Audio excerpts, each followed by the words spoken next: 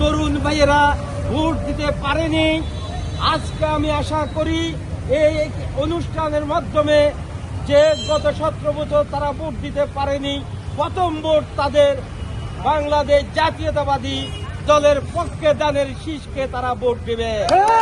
সুশৃঙ্খল ভাবে আমরা এই 31 দফা কর্মশালার লিফলেট বিতরণ শুরু করব।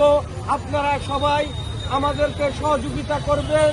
আমি আজকে এখানে যারা এত কষ্ট করে এসেছেন, আমি সবাইকে অশেষ ধন্যবাদ জানাই। বিএনপির পক্ষ থেকে সকল অঙ্গ সংগঠনকে ধন্যবাদ জানাই, কৃতজ্ঞতা জানাই যে আপনারা এই সামান্য নোটিশে আজকে এত মানুষ এখানে আমরা একত্রিত হয়েছি। আপনারা